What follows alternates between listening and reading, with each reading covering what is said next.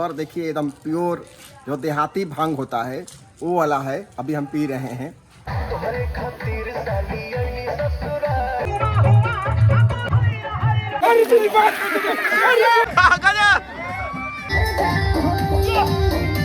भांग खाने के बाद नशा जब आप करते हैं तो क्या असर होता है वो भी हम आपको लाइव बता रहे हैं। तो मेरे जीवन का जो लक्ष्य बिल्कुल अलग है। होली हो और भांग ना हो ऐसा हो सकता है। और देखिए एकदम प्योर जो देहाती भांग होता है वो वाला है, अभी हम पी रहे हैं। और जो भांग पीने के बाद जो होली का जश्न होता है उसका कोई कल्पना ही नहीं, कोई तुलना ही नहीं किसी चीज़ का। सेलिब्रेशन जो होता है, और देखिए अभी घटघटा के पियेंगे भांग। और यहाँ पर होली के एक दिन बाद मटका फोड़ होली होता है। आपने दही हांडी सुना होगा, जिसमें दही हांडी महोत्सव होता है, कंपटीशन भी होता है। लेकिन यहाँ होली के एक दिन बाद गांव में मटका फोड़ होली, जिसमें तालाब में मटका के ऊपर बांध करके बच्चे जो है मटका फोड़ते हैं। उसका नज़ारा, उसका जश्न बिल्कुल अलग लेवल पर होता है, वो भी आपको दिखाएंगे। और भांग पीने के बाद जो होली का सेलिब्रेशन है वो भी नेक्स्ट लेवल पर होता है।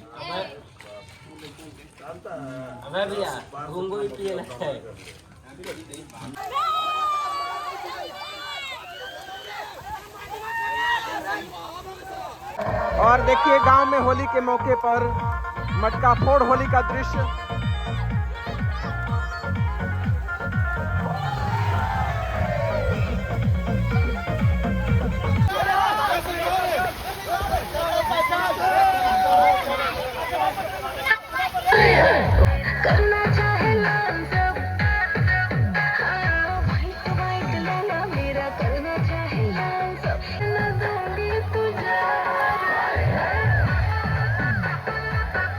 अच्छा ना बताइए जाने भारत खाने हाथ तो जाता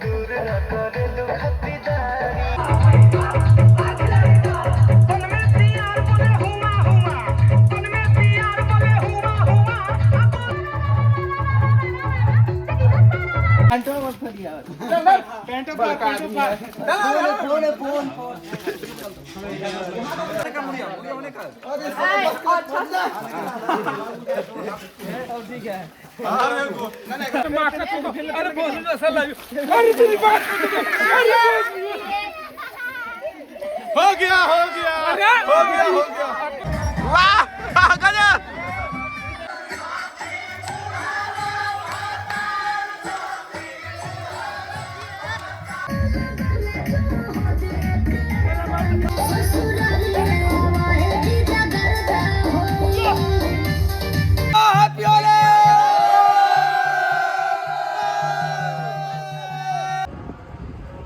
भांग पीने के बाद या भांग खाने के बाद नशा जब आप करते हैं तो क्या असर होता है वो भी हम आपको लाइव बता रहे हैं।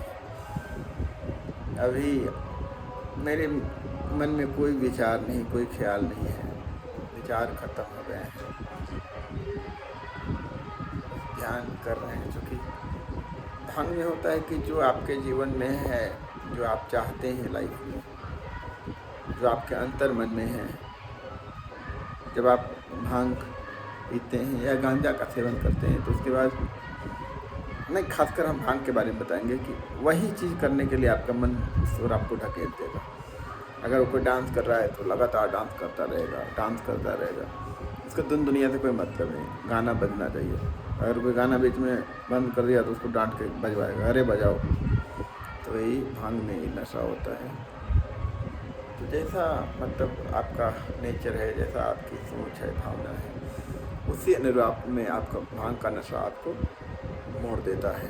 अगर आप पढ़ रहे हैं तो केवल पढ़ते रहेंगे घंटों, 4 घंटा 5 घंटा, जब तक नशा रहेगा तब तक आप पढ़ते रहेंगे। खेल रहे हैं तो खेलते रहेंगे। या चूँकि हम एक योगी हैं तो मेरे जीवन का जो लक्ष्य बिल्कुल अलग है। पूर्ण ब्रह्मचर्य का जीवन जीना मेरा लक्ष्य है। मैं डिसाइड किया था पूर्ण ब्रह्मचर्य, मन से, वचन से, कर्म से, सोच से, भावना से, कृत्य से, किसी भी रूप में हम ब्रह्मचर्य को प्रिजर्व करना चाहने का मैंने लक्ष्य रखा था और उसी लक्ष्य निरंतर में आगे बढ़ रहे हैं। और ये जो नशा अभी भांग का नशा है, भांग का नशा, तो क्या बता रहा था, तो जो बाबा नशा करते हैं, जो खासकर नागा बाबा हमेशा नशा में रहते हैं, तो ऐसा नहीं कि उनको परम ज्ञान उपलब्ध हो गया, परम समाधि में, परम चेतना में चले गए, ऐसा नहीं होता है। जो है वो सत्य से भटक जाते हैं। जो परम सत्य है ना, ईश्वर ही परम सत्य जो है ना, वहाँ तक अगर पहुँचना है तो सभी प्रकार के विघ्न बाधाओं से अलग करके आपको चलना पड़ेगा। नशा का त्याग भी एक है। नशा की वजह से मन आपके वश में नहीं रहेगा तो आप साधना कैसे कर सकते हैं, ध्यान कैसे कर सकते हैं। सजगता बहुत ही जरूरी है आध्यात्मिक मार्ग में, साधना के मार्ग में सजगता बहुत जरूरी है। सजगता खोया तो सत्य खोया, फिर परम सत्य तक आप कैसे जा पाएंगे, ये चीज़ हैं। और हम बिल्कुल अभी विशुद्ध हैं, बिल्कुल विशुद्ध हैं। और देखिए मेडिटेशन कर रहे हैं, ऐसे मेडिटेशन में दर्द भी नहीं हो रहा है, ध्यान कर रहे हैं। मेरे जीवन का लक्ष्य ये नहीं है, पैसा कमाना नहीं है, भोग एंजॉयमेंट नहीं है, घर बनाना नहीं है, गाड़ी खरीदना नहीं है। मेरे जीवन का एकमात्र जो उद्देश्य है वो है सभी बंधनों से मुक्त होना, वासना, लालच, क्रोध, ईर्ष्या, द्वेष, सभी प्रकार के बंधनों से मुक्त होना, मैं मेरा के भाव से मुक्त होना। ये मैं नहीं हूँ, ये शरीर मैं नहीं हूँ, ये संसार मेरा नहीं है, सब अनित्य है, भंगुर है। ये सब जानते हुए, समझते हुए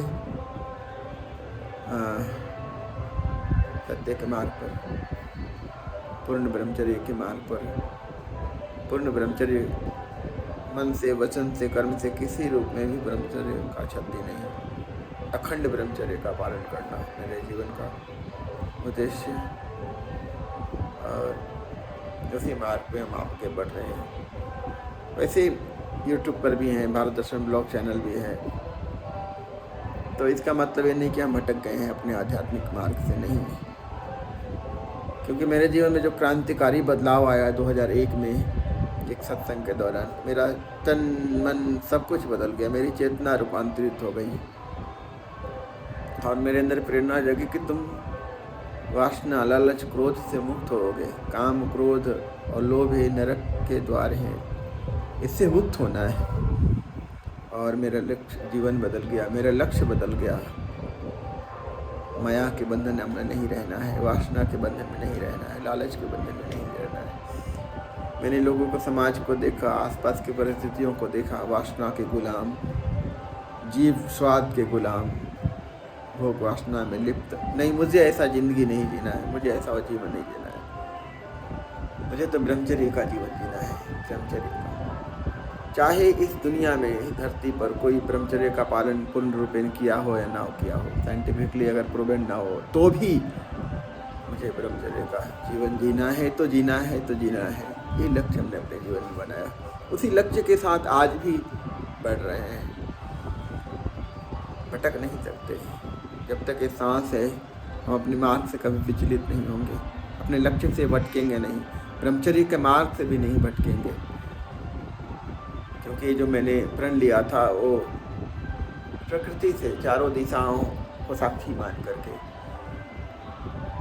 ईश्वर को साक्षी मान करके, माँ भगवती को साक्षी मान करके हमने वचन लिया था कि आजीवन ब्रह्मचर्य का पालन करते हुए परम सत्य की खोज में अपना जीवन सर्वस्व समर्पण कर देना है। ये मेरे ध्यान कर रहे हैं। आप सबका मंगल हो, आप सबका कल्याण हो, आप सबके जीवन में सुख शांति आए। इसी के साथ आपसे विदा होते हैं। और देखिए यहाँ पर छोटे बच्चों में किताब बांटा गया है। कितना खुश हो तुम लोग?